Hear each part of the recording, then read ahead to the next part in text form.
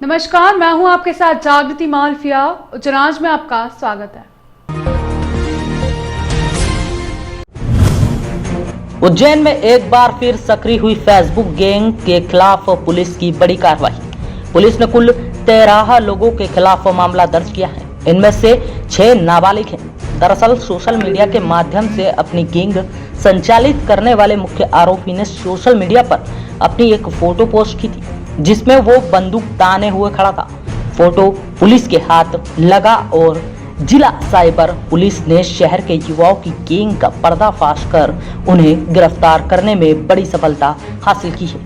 खास बात इसमें यह है कि कुछ युवा नाबालिग हैं और स्कूल में पढ़ते हैं। ऐसे 13 युवाओं की टीम को पुलिस ने गिरफ्तार किया है।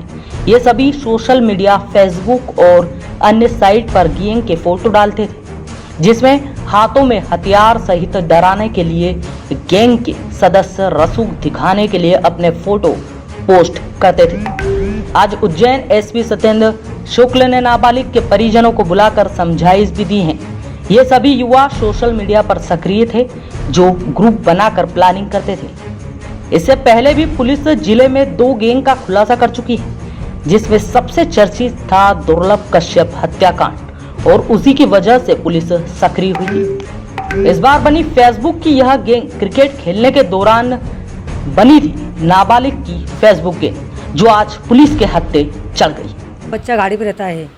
ये लॉकडाउन हुआ और ये गाड़ी पे से आया और 2-3 बार गया। वो एक बार तो दीपक घर पे बुलाने आया था। उससे मैंने बोला, मैंने भैया तू क्यों के लिए बुलाने आया तुम? बोले मैं तो ऐसे ही जा गया। बोले आज के बाद में नहीं हुआ। मैंने भैया तू आए मत मेरा घर पे, तू कहीं के लिए बुलाए तू कहीं। ऐसे भी दीपक को समझा दिया था मैंने, मैं बेटा कल से ज़्यादा तुमने माथा पूड़ी होएगा, मैं थारा पीछे सब पिसाएगा, और तुम ये नकली गन नहीं, ये फालतू छोरी चक्का छुरी कोई तो ये मजाक मस्ती कर रहा, तुम किसी दिन लपक के हुई जाएगा। या मैं 2 बार 3 बार को समझाया सही। बोला हाँ आंटी जी, बोला भाई ऐसा काम नहीं होएगा। बोले हम नाला खेड़ा सार्थक नगर में रहते हैं, वहाँ क्रिकेट खेलने जाते थे ग्राउंड में, तो हमारी वहाँ पर जान पहचान उनसे। किन लोगों से? दीपक अहिरवाल से। वो क्या करते थे? वो एक गैंग बना के वहाँ बैठते थे, गांजा वगैरह पीते थे। हम क्रिकेट खेलने आते थे, वो हमसे फ़ोटो शूट का बोलते थे, हम उनकी फ़ोटो पिक वगैरह खींचते थे। और हमारी सोशल मीडिया टीम जो हमारी आईटी सेल है, उसकी लगातार मॉनिटरिंग करती रहती है, और इस पर हम कोई भी इस तरह की अवैध गतिविधियां, जैसे कि लोग कई बार अपना किसी वेपन के साथ पोस्ट डाल रहे हैं, कोई आपत्तिजनक वायरल वीडियो कर रहे हैं, किसी को धमका रहे हैं, तो इन सब पे हमारी नज़र है और इस पर हमारा लगातार काम चल रहा है।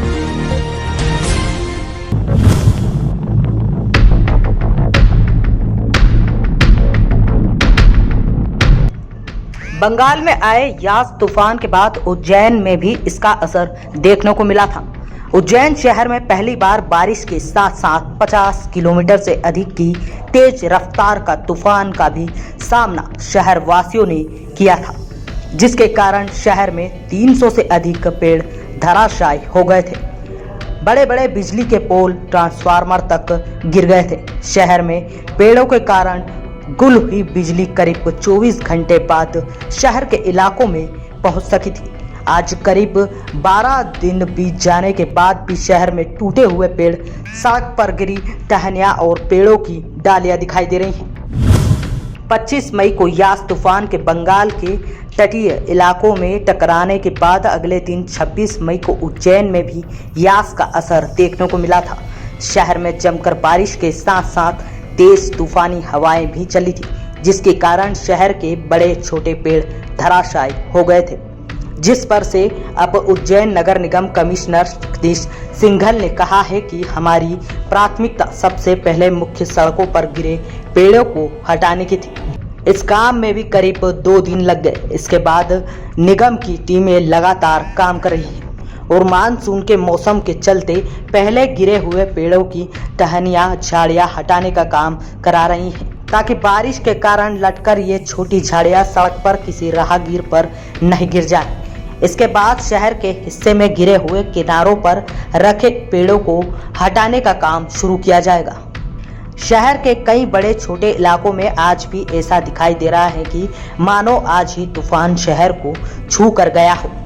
जिसमें कालिदास एकेडमी, देवास रोड, कोठी palace road, Maksi road, bridge के पास, इंदौर रोड और देवास रोड की कॉलोनियों में आज भी पेड़ गिरे हुए दिखाई दे रहे हैं। हालांकि नगर निगम कमिश्नर दावा कर रहे हैं कि जल्द ही शहर से इनकी सफाई कर दी जाएगी।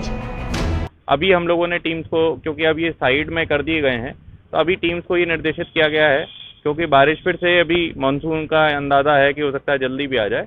तो ऐसी इस आंधी में कई डालियाँ तो गिर गई थी, कई ऐसी झूल गई थी जिनकी रिस्क है कि हो सकता है अगली बार के तूफान में या तेज़ बरसात में गिरें। तो अभी हमने टीम्स को ये बोल रखा है कि पहले उनको हम प्रायोरिटी देके उन चीज़ों को हम क्लियर करा लें, और उसके बाद जो है क्योंकि वो इम्पोर्टेंट इसलिए है कि फिर से कहीं नुकसान ना हो, और फिर जो साइड पड़े हुए हैं उन सबको भी हम लोग उठवाने का अभियान। दुले सिंह पिता तके सिंह निवासी चिकली तहसील तराना ने थाना माकड़ोन पुलिस पर झूठा प्रकरण दर्ज करने का आरोप लगाया है। एडिशनल एसपी रविंद्र वर्मा को पुलिस कंट्रोल रूम पर ज्ञापन सौंपते हुए दुले सिंह ने कहा कि 3 मई 2021 को सुबह करीब 8:30 बजे माकड़ोन थाने पर हरि सिंह पिता बहादुर सिंह एवं उनके अन्य साथियों के विरुद्ध रिपोर्ट दर्ज करने गया था, लेकिन पुलिस ने मेरे एवं मेरे परिवार वालों के खिलाफ ही झूठा प्रकरण दर्ज कर लिया।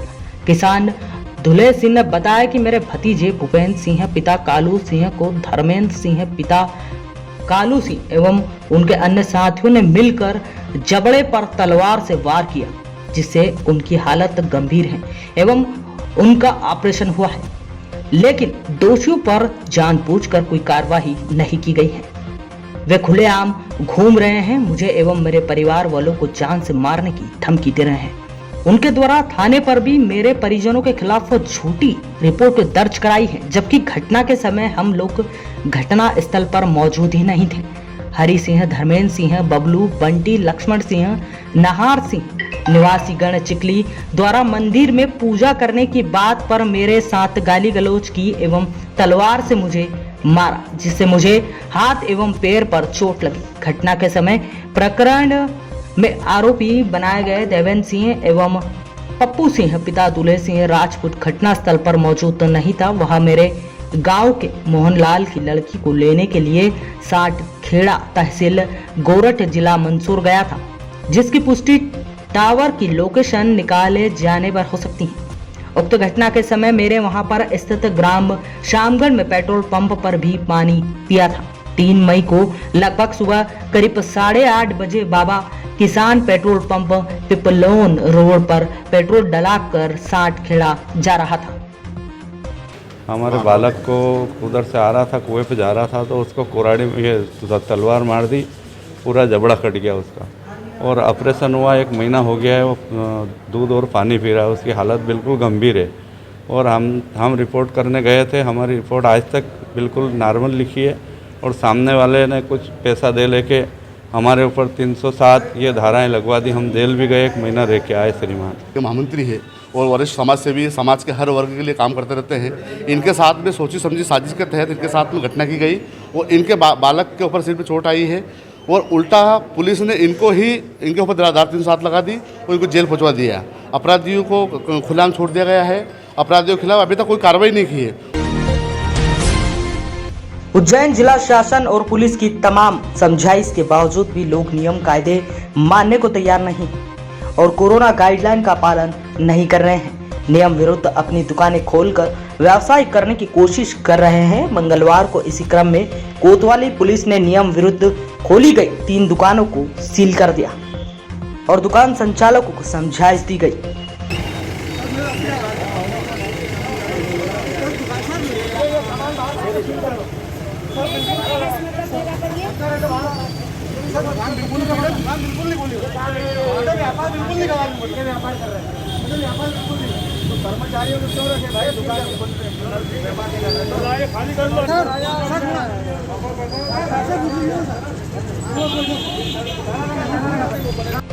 हालांकि इस दौरान दुकानदार पुलिस और प्रशासन की टीम से भी बहस करते नजर आए।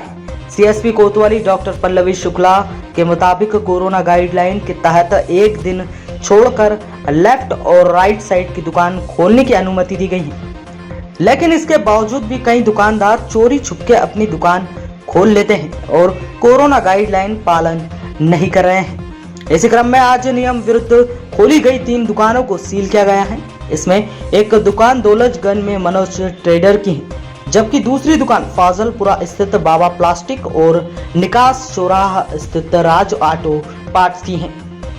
कोविड गाइडलाइंस का फॉलो न करने पर जो कि बताया गया है कि एक बार लेफ्ट हैंड साइड वाली दुकानें ओपन रहेंगी और एक बार राइट हैंड साइड वाली दुकानें ओपन रहेगी। इसका उल्लंघन करने पर पुलिस प्रशासन द्वारा ये संयुक्त कार्रवाई की गई है, जिसमें हमने 3 दुकानों को सील किया है। एक फव्वारा चौक पे मनोज ट्रेडर्स जो कि दुकान खोलकर और सामान दे रहा था, उसके अलावा राज ऑटो पार्ट्स निकास चौराहा और फाजापुरे में बाबा प्लास्टिक को सील किया गया। उज्जैन की शिप्रा नदी में एक बार फिर खान नदी गंदे नाले का पानी मिल रहा है। यहाँ त्रिवेणी क्षेत्र में स्टॉप डैम ओवरफ्लो होने से पानी शिप्रा में मिलने लगा है। गंदा पानी मिलने का यह क्रम मंगलवार दोपहर तक जारी रहा। दरअसल इंदौर में बारिश होने के कारण वहां के खान नदी गंदे नाले का पानी शिप्रा नदी में आकर मिल जाता है। पिछले 1-2 दिनों में इंदौर में हुई लगातार तेज बारिश का यह असर है कि यह खान नदी गंदे नाले का पानी पहुंच गया। हालांकि प्रशासन का कहना है कि शिप्रा नदी में यह पानी रामघाट तक नहीं पहुंचने दिया जाएगा। उज्जैन के नरवर स्थित कृषि भूमि पर 35 पीढ़ियों से अधिकार रखने वाले परिवार की जान की दुश्मन यह जमीन बन बैठी है। अपराधी उन्हें षड्यंत्र तथा बलपूर्वक हटाना चाहते हैं और पुलिस की आला अधिकारी सीएसपी उनकी हर संभव मदद कर रही हैं। उक्त आरोप नरवर के कचहरी परिसर निवासी कनक बली झाला तथा उनके पुत्र राव हिमात व सिंह झाला पिता स्वर्गीय शैलेन सिंह ने लगाया है। पत्रकारों से चर्चा के दौरान उन्होंने कहा कि ग्राम नरवर में कृषि भूमि को लेकर विवाद चल रहा है, जिस पर 6 जून को अपराधियों व पुलिस की मिलीभगत से संपत्तियों पर कब्जा करने का प्रयास किया गया। माता कनक बली ने बताया कि यह हमारी पैतृक संपत्ति है, जिस पर 35 पीढ़ी से कब्जा एवं अधिकार है। इस भूमि की रजिस्ट्री षड्यंत्र पूर्वक इस्लाम पटेल ने करवा ली, लेकिन जिससे उन्होंने क्रय करना बताया है वह बेचने का अधिकार ही नहीं है। इस मामले में हमने आपत्ति दर्ज करवाते हुए रेवेन्यू कोर्ट में व सिविल कोर्ट में अपना दावा प्रस्तुत किया है। तहसील कोर्ट में मामले की जांच जारी है। साथ ही एसडीएम कोर्ट ने उक्त संपत्ति पर स्टे प्रदान कर रखा है। बावजूद 6 जून को गंभीर अपराध की फिराक में 5 से 6 चौपहिया वाहनों में लॉकडाउन तोड़ते हुए हथियारबंद बदमाश ग्राम नरवर पहुंचे। यहाँ सीएसपी हेमलता अग्रवाल सीधे हमें धमकाते हुए बदमाशों को खेती करने के लिए निर्देशित करने लगी। एक तहसीलदार मेशराम जी और दूसरे सीएसपी हेमलता अग्रवाल जी, दोनों हमको ये नहीं मालूम कि किस तरह से क्या करते हैं वो और कैसे वो प्रभावित हो जाते हैं उनसे कि हमारे अगेंस्ट वो ज़रूर वो संडे के दिन लॉकडाउन, जब घोर लॉकडाउन लगा रहता है तभी उनके सब लोग आते हैं हमारे यहाँ और फिर हम लोग को ही बोलते हैं कि आप यहाँ से हटो नहीं तो हम आपको जेल में बंद कर देंगे। जो हमारा पुलिस को अधिकार क्या है पहले बताएं कि कब्जा हटाने का पुलिस का क्या अधिकार है? माहौल बिगड़ने पर था। ऐसे में भी अपराधियों को पकड़ने व हथियार जब्त करने की बजाय सीएसपी हेमलता अग्रवाल अपराधियों को क्लीन चिट देकर वापस भेजने की उधेड़ बुन में लगी रही और उन्होंने किया भी यही। सारे बदमाश रवाना कर दिए गए, वो भी बिना वाहन चेकिंग के। मां तथा पुत्र ने एसपी से मांग की है कि वीडियो फुटेज, फोटो के आधार पर अपराधियों की पहचान हो तथा पूरे मामले की जांच करवाते हुए सीएसपी हेमलता अग्रवाल पर भी अपराधियों को संरक्षण देने पर उचित कार्रवाई की जाए। साथ ही कहा है कि हमें एवं परिवार को अपराधियों से जान का खतरा भी है। किसी प्रकार की जनहानि हुई तो प्रशासन को जिम्मेदारी लेना होगी। इस पे हम लोग ने एसडीएम कोर्ट में स्टे ले लिया है, जिसके चलते जिनको संडे को लॉकडाउन के दिन ये 2 ज़िले पार करके यहाँ पे आए नरवर में और 50 गुंडे साथ में लेके आए और गाड़ी भर के हथियार के साथ हथियार थे उनके गाड़ी में, जिसको हमने वीडियो एविडेंस भी प्रेस में प्रोवाइड करा है। और उसमें साफ साफ दिख रहा है कि हम लोग ये बोल रहे हैं कि आप हथियार चेक करवाइए पुलिस वालों से। पुलिस वालों ने उस पर कोई कार्रवाई नहीं करी है, बल्कि सीएसपी मैडम ने वहाँ से सब मामला रफा दफा करने की कोशिश करी और मेरे को उल्टा धमकी दी कि आप ज़मीन से हटिए, जबकि मैं वहाँ पे काबिज हूँ। उस ज़मीन पे मेरा कब्जा चला आ रहा है, निरंतर चला आ रहा है। कलेक्टर आशीष सिंह ने महाकालेश्वर मंदिर विकास योजना, जिसमें मृदा योजना, महाकालेश्वर परिसर विस्तार योजना, सड़कों के चौड़ीकरण, भूमि का अधिग्रहण आदि कार्य शामिल है, की समीक्षा बैठक लेकर लॉकडाउन के कारण रुके हुए कार्यों में गति लाने के निर्देश दिए हैं। कलेक्टर ने मृदा से संबंधित ऐसे सभी कार्य जो जून माह में पूर्ण होने थे, उनको लॉकडाउन के कारण सितंबर तक पूर्ण करने का लक्ष्य निर्धारित किया है। बैठक में नगर निगम आयुक्त क्षितिज सिंघल, एडीएम एवं महाकालेश्वर मंदिर प्रशासक Narendra Suryavanshi, UDA CEO SS Rawat, SDM Sanjay Sahu, smart city के धर्मेंद्र वर्मा सहित अन्य अधिकारी मौजूद थे। त्रिवेणी संग्रहालय से चारधाम मंदिर तक की सड़क निर्माण हेतु भूमि अधिग्रहण की कार्यवाही के तहत धारा 19 व धारा 21 की कार्यवाही इसी सप्ताह पूर्ण करने के लिए कहा गया है। श्री महाकालेश्वर मंदिर के आगे 11 मकानों के अधिग्रहण के लिए धारा 21 की अधिसूचना इसी सप्ताह जारी करने के निर्देश दिए हैं। चारधाम मंदिर से नरसिंह घाट तक के मार्ग के लिए जमीन अधिग्रहण करने हेतु धारा 11 का प्रकाशन भी इसी सप्ताह करने के निर्देश दिए हैं।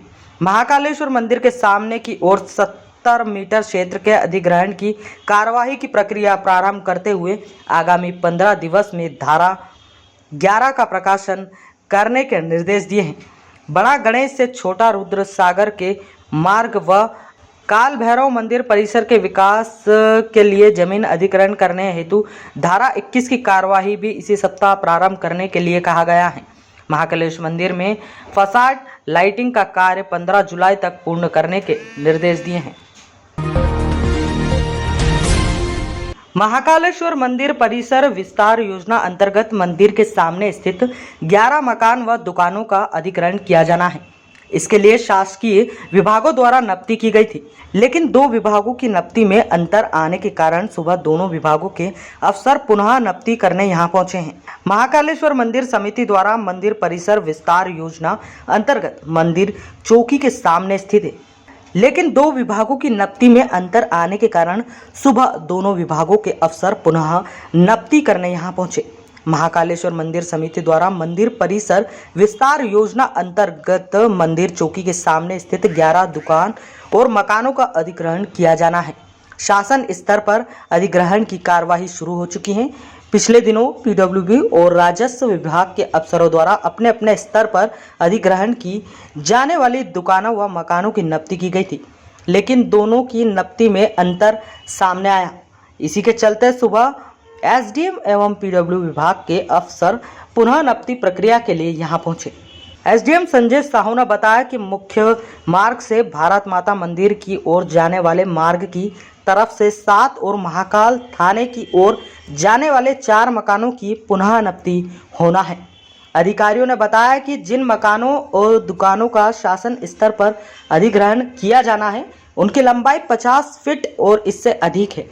महाकाल मंदिर परिसर विस्तार योजना के अंतर्गत अधिग्रहण की कार्यवाही की जा रही है। खास बात यह है कि जिन मकान व दुकानों को अधिग्रहण होना है, उनके मालिक वर्ष 2016 में हाईकोर्ट से केस जीत कर आ चुके हैं। अब प्रशासन द्वारा दोबारा प्रक्रिया शुरू की गई है। बताया जा रहा है कि दुकानों व मकान मालिकों को 2 गुना मुआवजा दिए जाने के आधार पर अधिग्रहण की कार्यवाही होगी। महाकाल परियोजना से संबंधित विभिन्न भू अर्जन के प्रकरण यहाँ मेरे न्यायालय में प्रचलित हैं। उसी संबंध में जो है आज मौके पर नप्ती करने के लिए गए हुए थे। किस प्रकार की योजना है सर आगे? रोड चौड़ीकरण है या अन्य जो पार्किंग वगैरह के जो भी प्रोजेक्ट महाकाल मंदिर से रिलेटेड चल रहे हैं, उन्हीं के संबंध में जो है ये नप्ती की जा रही है। इस अंक में फिलहाल इतना ही। अगले अंक में फिर मुलाकात होगी, तब तक के लिए नमस्कार।